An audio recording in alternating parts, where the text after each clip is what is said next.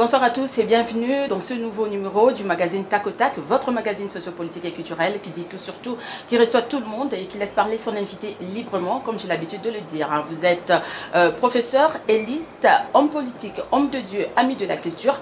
Venez participer dans Tac au Tac et proposer des solutions pour le développement du pays. Eh bien, ce soir, je reçois pour vous Monsieur Basile Olongo. Bonsoir et bienvenue dans Tac au Tac magazine. Comment allez-vous?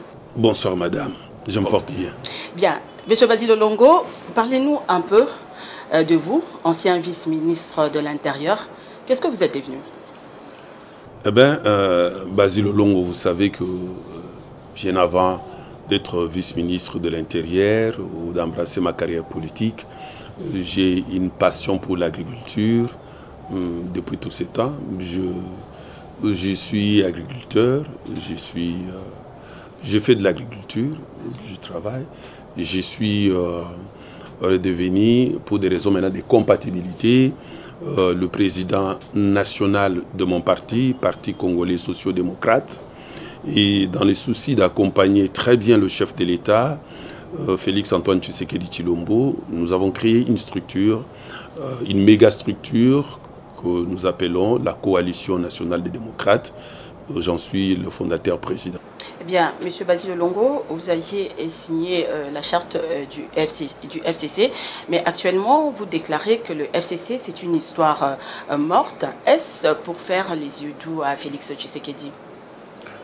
C'est une très belle question à dévoiler. J'ai signé la charte pour la création du FCC, plateforme électorale. Et les élections ne s'est pas bien passé pour le FCC parce que dans le sens où le FCC n'a pas eu la présidence de la République voulue, eh ben, il y a un groupe de gens, comme vous le dites là, qui ne vous a pas associé parce que lors de la signature de la charte, vous avez été associé. J'ai été invité solennellement au Grand Hôtel devant presse et j'ai signé. Mais je vous informe aujourd'hui que cette plateforme électorale-là a été dissoute par un groupe d'individus qui est allé créer un regroupement politique avec la même dénomination, FCC. Donc dans ce regroupement-là, je ne suis pas signateur, je ne suis pas dans cette structure-là, qui évolue aujourd'hui, du reste, qui évolue aujourd'hui, donc je ne suis pas membre de FCC. FCC, regroupement politique-là, je ne suis pas membre. Donc voilà ce qu'il y a. Et aujourd'hui, étant donné qu'ils avaient caché à la population de leur dire qu'on a quitté, on a dissous le FCC plateforme électorale pour créer des regroupements politiques, c'est aujourd'hui, lorsque j'en parle, ça devient comme un élément nouveau et les gens sont surpris. Non, ça n'existe plus. Il faut oublier, cette plateforme électorale-là n'existe plus. Eh bien, dites-nous un peu, qu'est-ce qui vous a poussé de quitter? Parce que Roger Lumbala a quitté, et vous également, vous avez quitté le FCC. Qu'est-ce que vous reprochiez? Le FCC, plateforme électorale. Aujourd'hui, parlons du FCC, regroupement là, tout ça, avec coalition. Disons, le FCC a été créé sur base ou avec 3 objectifs. Les objectifs qui ont poussé à ce que cette structure-là soit mise en place et que tout Congolais pris de bon sens devrait adhérer, c'était des objectifs louables. Sur proposition du président honoraire Joseph Kabila Kabange à Kinga Kati, il a été dit que nous créons cette méga structure pour rechercher la paix avant, pendant et après les élections. Le deuxième objectif, c'était pour continuer à asseoir l'émergence dans ces pays, le développement du pays, de la RDC. Et le troisième objectif, c'est de pouvoir soutenir les nouveaux présidents, le président qui devrait être élu. Voilà les 3 raisons.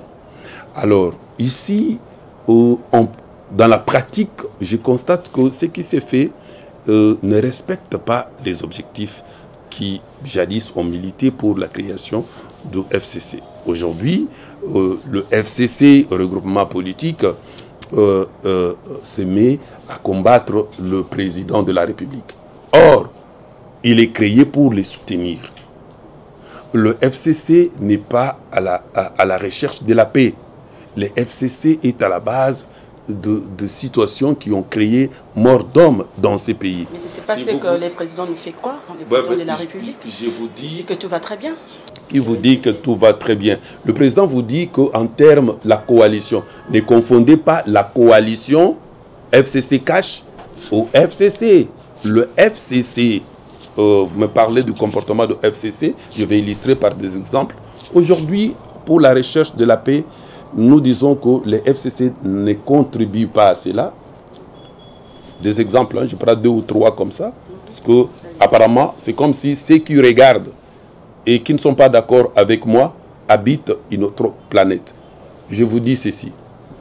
Nous avons eu les propositions de loi, loi Minaku, loi Sakata. Vous avez vu ce qui s'est entraîné comme mort d'homme dans ces pays. En proposant très bien que nous sommes dans la coalition, vous êtes du FCC, vous êtes dans la recherche de la paix, retirez calmement ces lois. Non. On a attendu jusqu'à ce qu'il y ait une mort d'homme dans ces pays pour qu'ils retirent ces lois. Est-ce que c'est ça, rechercher la paix? Non. Le président de la République se déplace, il est à Londres, il échange avec la population congolaise présente là-bas. C'est aussitôt que le président termine que la présidente de l'Assemblée du FCC organise un point de presse pour s'attaquer au président de la République. Est-ce que c'est ça, rechercher la paix? Non. Le président de la République, voyant que la pandémie est en train de venir, pour protéger la République démocratique du Congo, il prend une ordonnance.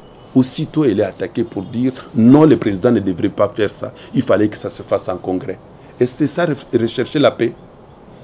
Le président de la République prend des ordonnances pour chercher à organiser l'armée et l'appareil judiciaire. Vous avez suivi cette histoire des contre-saints, des histoires du Premier ministre issu du FCC qui boude, qui est là au niveau du Conseil des ministres, qui reste muet du début à la fin, il ne parle pas. Est-ce que c'est ça, rechercher la paix? Non. Il faut qu'on aille, qu'on soit, non pas selon moi, selon même vous-même. Selon vous. Non, moi je suis journaliste, je suis en train de vous poser des questions parce que vous étiez congolaise, oui. Je vous pose la question parce que vous étiez dedans, vous étiez au FCC et vous nous apprenez des choses quand même. Donc je n'approuve pas ça, ce n'est pas rechercher la paix. Soutenir le président de la République. Oui, on ne dit pas qu'ils doivent quitter leur parti politique ou leur structure pour adhérer au parti politique du président de la République. Mais non, nous avons vu le FCC organiser la courte marche qu'on a connue dans ces pays, la plus courte et la honteuse, qui a commencé au niveau de la première rue. La courte marche est honteuse. Oui, oui, qu'on a connue dans ces pays, ça, vous êtes d'accord avec moi? Qui a déjà organisé une marche comme ça, qui commence là-bas au niveau de Cohydro, se termine au niveau de Triomphal? Non, c'est la première fois, non? Est-ce que je mens? Alors, on a cette marche-là, on dit pour soutenir les institutions du pays. Nous avons l'institution président de la République. Au cours de cette marche, cette institution est mise en cause. Dictateur et tout ça, il fait, c'est lui qui est le malheur du Congo, tout ça. Est-ce que c'est ça, soutenir le président? Non, il ne faut pas jouer à l'hypocrisie. Alors moi, je ne suis pas d'accord avec ça. Donc l'hypocrisie et tout ça, je ne suis pas d'accord. Ouais, c'était une mauvaise façon de faire les choses, selon vous. Oui, oui. Et même lorsque vous avez gagné, au niveau des élections, on vous dit non, attendez, nous allons décider sur votre sort. Aujourd'hui, vous me considérez un député honoraire. Cependant, j'ai eu 12 500 voix. Et on me conseille, écoutez, dans les conciliabules, là, tout ça pour dire, non, écoutez, il y a un poste pour vous. Donc vous ne cherchez pas un positionnement, rien du tout? Rien du tout. Le positionnement, si les gens qui disent aujourd'hui que je soutiens le président de la République pour être nommé, ils se trompent. Tenez, dans mon parti, j'ai un député au niveau de l'Assemblée, un député national. 2, j'appartiens à la coalition des démocrates. Nous avons plus de 8 députés au niveau du FCC. Et étant donné que nous avons ces 8 députés, nous avons un quota au niveau du FCC. Nous avons un ministre au niveau du gouvernement. Nous avons un administrateur actuellement nommé dans les petits quotas ici qu'on a partagés. Dans la suite, c'est mon tour. Donc si c'était pour un poste, je devrais seulement me taire, rester là-bas. Et je suis nommé maintenant responsable. Donc quand je dis je quitte, ça dit je refuse le poste là que je devrais prendre. Ça n'a rien à voir avec le poste. Ces personnes qui pensent que vous et Roger Lumbala, vous êtes des hommes d'une similitude incontestée. N'associez pas... non, moi j'ai un schéma, le président... Il paraît que Roger Lumbala c'est votre parrain. Mentor. Mentor, oui. Oui, mentor. Oui, l'honorable Roger Lumbala. C'est quelqu'un... que l'on dise ce que l'on veut dire, c'est quelqu'un qui a une liberté d'esprit et il dit des choses telles qu'il pense. Ne mélangez pas parce que c'est le patron de... Ne mélange pas, on veut juste comprendre parce qu'il ne faut pas ce qui s'est passé. Au même moment comme si... Parce que vous avez quitté au même moment. Ah bah c'est une coïncidence. C'est juste une coïncidence. Juste une coïncidence. Mais il a aussi vu que tout ça, mais le FCC va se vider. Je vous dis. Le FCC va se vider. Voyez par exemple le Premier ministre qui est du FCC, avec un gouvernement majoritairement FCC, est en train d'échouer lamentablement. Voyez, la population est en train de souffrir. Et on veut imputer cela au président Félix. Ce n'est pas normal. Nous avons ouvert les yeux. Et nous voyons comment... C'est maintenant que vous avez ouvert les yeux. Oui, mais depuis tous ces temps. Vous n'avez jamais dénoncé, même à l'époque où vous étiez vice-ministre de l'Intérieur avec cette affaire de Je suis celui qui a dit au président honoraire Joseph Kabila à Kingakati. Tenez, hein, président Kabila à Kingakati. Les sociales du Congolais non, j'ai dit à Kingakati. Oui. Ce n'est pas à la télé, ce n'est pas chez moi, mais chez lui à la maison. Pour lui dire, maintenant là, vous n'avez pas droit d'un troisième mandat. Moi, devant tous les membres du gouvernement réunis. Et qu'est-ce qu'il vous a répondu? Non, je lui ai dit, écoutez, je vous dis pour mon franc-parler, vous n'avez pas droit à un troisième mandat. Jusqu'à aujourd'hui, vous ne le dites pas, nous vous le répétons. Moi, je vous le répète. Deuxièmement, je vous dis devant les membres du gouvernement ici réunis, ici sur place, que vous ne pouvez pas continuer à organiser des réunions avec votre ancienne majorité présidentielle. Nous sommes ici. On est ensemble, même membre du gouvernement. Vous organisez pour pouvoir remanier, replacer les gens comme vous voulez. Non, ça, je ne suis pas d'accord. Moi, c'est mon point de vue. Et troisièmement, la gestion orthodoxe de finances, que ce soit pour les élections, que ce soit pour les pays. Moi, je n'ai pas prendre des chemins détournés pour parler tout ça derrière des gens. Je vous dis clairement ce qu'il faut dire. Je suis celui-là qui, après avoir essayer de convaincre mes pairs de l'opposition que, écoutez, en 2016, ici, il est impossible de penser à l'organisation des élections, qu'on doit aller au dialogue. Les gens, à l'époque, m'avaient qualifié de traître. Nous sommes allés là-bas au dialogue, à la Cité de l'Union africaine. Qualifié de traître, hein, mais c'est le schéma que tout le monde a suivi. Sur place, là-bas, au dialogue, je suis celui qui a pris la parole. Parce que vous me dites, non, pourquoi vous n'avez pas dénoncé? J'ai pris la parole pour orienter les débats. Tamou Mambassi et Vital Kamere. Je dis, écoutez, vous tous ici, on n'est pas venus ici pour blaguer. Voilà ce que l'on doit faire. Aujourd'hui, en orientant les choses, nous avons comme président de la République, Félix Antoine Tshisekedi Tshilombo. Peut-on me dire maintenant que je suis traître? Peut-on me dire que je suis traître? Vous voyez? Alors, les gens ne comprennent pas très bien les choses. Et je me rends compte que je vois plus loin que les autres politiciens. Et je ne suis pas le seul. Galilée aussi, dans son pays, Galilée à l'époque disait aux gens que la terre tournait autour du soleil. Incompris, il a été lapidé. Aujourd'hui, ce que je suis en train de donner comme orientation, les gens doutent. Les gens doutent parce que les gens doutent. Ne vous font plus confiance. Mais finalement, ils me donnent raison. De la versatilité de nos politiciens. Je pense que je dois continuer à être primé. Quand j'avais dit à l'époque qu'il fallait composer avec Kabila pour organiser les élections, j'étais qualifié de traître. Mais aujourd'hui, c'est tout le monde qui est dans la danse. Hein. L'alternance voulue. Aujourd'hui, on a un président, l'alternance pacifique. Il faut jeter des fleurs sur moi. N'attendez pas. Il faut jeter des fleurs sur vous. Oui, oui, n'attendez pas que je meure pour dire que non, vraiment, ce que ce monsieur disait, il a raison. Bien, au sujet des élections, au sujet des élections à venir, vous avez déclaré que les bonnes élections seront organisées par Fachi en 2030. êtes-vous dans la logique voilà. Encore, du glissement après 2023? Encore, Madame Nicole. Encore une fois de plus, la vision de l'aigle que j'ai. Je ne sais pas parce que c'est le nom que mon père m'a donné. Je m'appelle Olongo Pongo. L'aigle. Ouais, c'est ça mon nom. Alors, je vois plus loin que d'autres personnes. Nous nous mettons d'accord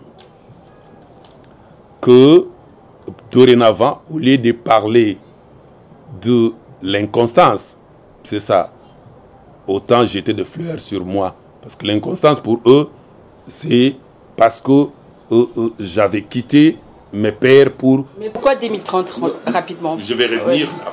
2030 pour 5 raisons. Les élections, pour les organiser, il faut les sécuriser. Et la sécurisation des élections n'est pas l'apanage de la CENI, la structure qui organise. Il y a toute une équipe qui est chargée de la sécurisation des élections. Il y a le ministère de l'Intérieur, la Défense, la police, la MONUSCO, tout ça. Alors, il y a les moyens matériels, les moyens financiers et les moyens humains. Les moyens matériels et les moyens financiers, n'en parlons même pas parce que ce n'est pas réuni. Les moyens humains, c'est-à-dire les éléments qu'il faut avoir pour sécuriser les élections, posent problème. Il nous faut pour de bonnes élections avoir un minimum de 180 000 policiers. Si nous disons que l'on prenne les policiers que nous avons présentement, on va vider tous les SIAT et les sous-SIAT. Pour les bonnes élections, il faut recruter et former ces policiers-là. Or, les structures que nous avons ne nous permettent que de former 18 000 par an. Pour atteindre 180, madame, il faut 10 ans. Et si l'on commence maintenant à 2020, on ira à 2030. Pour cette raison, je m'étais déplacé jusqu'en Égypte avec Kabila. Ceux qui racontent des choses là, ils parlent des choses qu'ils ne maîtrisent pas. La sécurisation des élections ne date pas de moi. L'équipe existe. L'équipe a été gérée à l'époque par le professeur Évariste Bochab. L'équipe a été gérée par Emmanuel Ramazani Chadari. L'équipe a été gérée par le professeur... C'est une question qui fâche quand même. Hein? Non, mais la population n'est pas d'accord. Mais je vous dis, avec si de bonnes élections, si on ne le veut pas, on peut organiser les mauvaises. On est d'accord d'y aller. Les mauvaises élections, ce sont les élections au cours desquelles les candidats n'est pas libre de battre campagne là où ils veulent. Et les électeurs ne sont pas libres de voter pour qui ils veulent. Si c'est ça qu'on veut, ben on y va. On y va. Si on n'a pas de moyens pour sécuriser ces élections, mais nous avons vu effort dans ces pays, venir ici dans ces pays, nous demander de rentrer dans nos maisons à 18 h et d'accepter les résultats qui seront publiés. Mais on est où là où on oublie tout rapidement comme ça? Ce n'est pas moi, je n'invente rien. Moi, je ne fais que tirer la sonnette d'alarme pour dire au Premier ministre, au chef du gouvernement, qui est du FCC, qui est censé connaître ces choses, qu'est-ce qu'ils ont fait déjà? Ça fait 2 ans. Est-ce que cette équipe chargée de la sécurisation des élections s'est-elle déjà réunie? Qu'on se pose des questions. C'est ça même la démarche des 13 parlementaires. La démarche, non, la démarche, c'est la deuxième raison. La deuxième raison, ce sont les réformes électorales. Oui. Et pour ces réformes-là, on est d'accord. On est d'accord? Oui, d'accord pour les réformes, les cadres, ça doit se définir. Les réformes, c'est-à-dire, on doit modifier la loi électorale. Eh bien, si on modifie la loi électorale, même la loi organique, oui, on me donne raison. Les conséquences de ces réformes-là vont faire il faut mettre une croix sur l'organisation des élections en 2023, qu'ils disent aussi aux gens dans cette démarche. Parce que lorsqu'on va modifier la loi électorale, prenons un seul article lié à l'élection présidentielle. Qu'on la touche qu'on touche cet article pour qu'on revienne à l'élection présidentielle à 2 tours. Automatiquement, on touche la Constitution, ma sœur. Je n'invente rien. On touche la Constitution, on doit la modifier. Et cette Constitution, étant donné qu'on n'a pas confiance à ces parlements majoritairement FCC, eh bien cette Constitution, on va la soumettre au référendum c'est une élection, le référendum. Bien, parlons justice, parce qu'on gagne les temps. Oui, on gagne les temps. Rapidement, je vous cite 3 autres raisons. Rapidement. Oui. Il y a la mise en place de la structure qui doit organiser les élections. CENI, avec des obligations liées à la CENI, c'est-à-dire le nettoyage des fichiers qui demandent de l'argent. Il y a la quatrième raison, le moyen financier pour l'organisation proprement dite des élections. La cinquième raison, la participation des Congolais résidant à l'étranger au cours de ces élections. Ça ne peut pas se faire dans 2 ans, ni dans 3 ans. Vous comprenez? Donc, si on a des gens responsables, qu'ils discutent avec moi sur base de ce que je suis en train de dire, pour dire, écoutez, on ne va pas sécuriser ces élections, nous on va y aller comme ça. Qu'ils disent, oui, on n'est pas d'accord avec les réformes, même si on arrive à faire des réformes, écoutez, ça va nous prendre un jour. Et oui, on va mettre le bureau de la CENI d'ici le 15 septembre. Qu'on nous dise ça. Parce que j'ai suivi quelqu'un, j'ai regretté, c'est un monsieur avec qui j'ai beaucoup de considération, mais j'ai eu pitié. Il vous dit qu'ils vont faire le recensement dans 6 mois. Ces messieurs-là, vraiment, c'est triste de voir des gens comme ça, responsables, raconter des choses. Selon vous, les bonnes élections, c'est en 2030 et non en 2023. Attendons voir. Je vous ai donné. J'espère que Fachi pourra organiser les élections. Je vous ai donné. Parce et c'est qui en 2023, les jaloux, il ne faut pas les affaires d'État réagir comme ça, avec des émotions et tout ça. On écarte la haine. C'est la spécialité de nos politiques. On regarde en face les choses telles que ça se présente. Ce qui énerve, c'est que pour eux, lorsqu'on se retrouve dans une situation pareille, ils évitent qu'on leur applique ce qu'ils ont appliqué dans ces pays. Le président de la République va rester en fonction jusqu'à l'installation d'un nouveau président élu. C'est ça, ce qui sera appliqué à Félix. Bien, alors on va parler justice rapidement. Basile Longo, actuellement, commence sur plusieurs dossiers, caméré et en prison, avec les DG de Foner, Office de route, l'IGF mène des enquêtes sur comment l'utilisation de fonds publics. Votre commentaire là-dessus?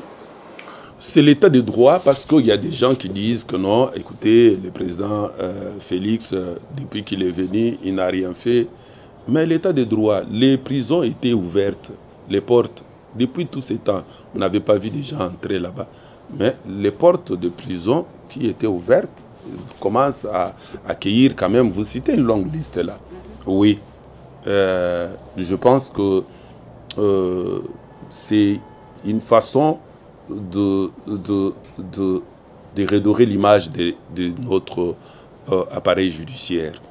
Le travail est en train d'être fait.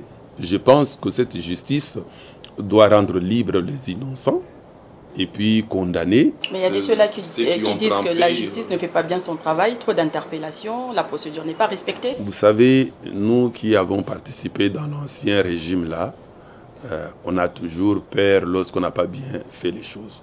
Comprenez? Lorsqu'on n'a pas bien fait les choses.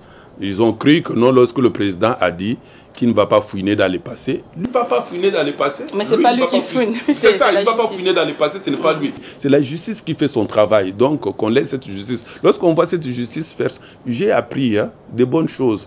Il y a déjà... Non, il y a ceux-là qui sont allés payer l'argent du FPI. Bravo, vous voyez que ma façon de parler là pousse quand même certaines choses. Il y a certains responsables du FCC. C'est bien ce que vous avez fait. Ils sont allés rembourser l'argent de FPI. Ça, c'est bien. Donc, il faut, comme ça, vous voyez que la justice bouge. Mais on récupère. Maintenant, il faut aller... Il y a un désordre dans votre régime, hein, à l'époque. À l'époque, c'était grave. Pendant 18 ans, moi, je suis allé là-bas. Vous n'avez rien fait, vous avez échoué lamentablement. Mais vous étiez ministre, vice-ministre de l'Intérieur, quand même. Pendant une année, quelques mois. Pendant une année et quelques mois par rapport à 18 mois. Donc, on était ensemble. Par rapport à 18 ans. Par rapport à 18 ans. Donc, on était ensemble. Mais maintenant, il faut suivre aussi les dossiers Bukanga Lonzo pour qu'on puisse avoir la lumière. Je suis vraiment... rien n'est fait à Bukanga Lonzo. Il paraît qu'il y a les engins. Le Premier ministre a compris. Oui. Mais... Voilà le problème que je vous parle de ce gouvernement. Le Premier ministre lui-même a constaté ce qui s'est passé, mais rien, aucune instruction. Tout ça, on attend que le président, lorsqu'il va dire « Allez enquêter », non, le président Félix envoie des gens pour nous arrêter. Mais que le Premier ministre prenne ses responsabilités. Il y a des gens qui ont géré là-bas. Nous voulons savoir, vous avez constaté qu'il y a des moteurs qui sont volés, des choses pillées. Mais qui ont pris ça? Et dites-nous quel bilan général, quel bilan faites-vous de la situation politique actuelle? Insécurité dans l'est du pays, insécurité à Kinshasa, le Koulouna, tout ça, il y a des gens, le social de Congolais. Actuellement, il y a des gens qui se sont mis dans une position de pouvoir diaboliser le président de la République, Félix Antoine Tshisekedi Tshilombo, et ne pas le permettre de pouvoir avancer. Vous comprenez? Donc, on crée des situations comme ça pour qu'il ne travaille pas et après qu'on dise que non, il a échoué et que ça soit un discours de campagne. Mais ce n'est pas intéressant. Nos acteurs politiques, présentement, même ceux qui se disent être en coalition avec lui, voyez tous ceux qui sont en train de créer. Ce n'est pas normal.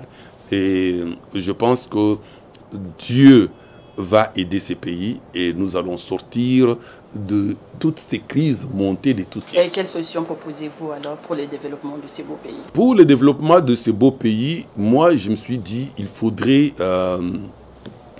de l'argent. De l'argent pour le président de la République. Les têtes pensantes sont nombreuses ici au pays. Nous avons des gens très intelligents. Nous avons des grands économistes, des gens qui peuvent redresser ces pays. Ils sont là, mais il manque de moyens. Voilà. Lorsque nous avons des moyens, on peut faire de grandes choses. Mais cependant, moi, j'ai ma recette à moi pour pouvoir donner des moyens au président de la République. C'est-à-dire, ici, localement, sans pouvoir me déplacer, aller à l'étranger ou quoi que ce soit, mettre à la disposition du président de la République, au moins chaque année, 15 milliards de dollars en dehors des efforts fournis par son gouvernement, tout ça. 15 milliards, lui donner cet argent uniquement pour la modernisation de la République démocratique du Congo. Ça, je peux le faire. C'est un pays, c'est le grand soutien que je compte apporter au président de la République. Ça sera tout, M. Basile Olongo. Merci de répondre à notre invitation. Merci, merci, madame. Bien, c'est la fin de cette émission. Je rappelle que j'avais reçu pour vous ce soir M. Basile Olongo, ancien vice-ministre de l'Intérieur. Merci à l'équipe technique, merci à Freddy Kipumo qui était derrière la caméra. Merci au monteur de cette émission, Rabi Samangwa. Merci à la régie, au directeur de programme. Merci à vous également de nous avoir suivis. Merci et à la prochaine.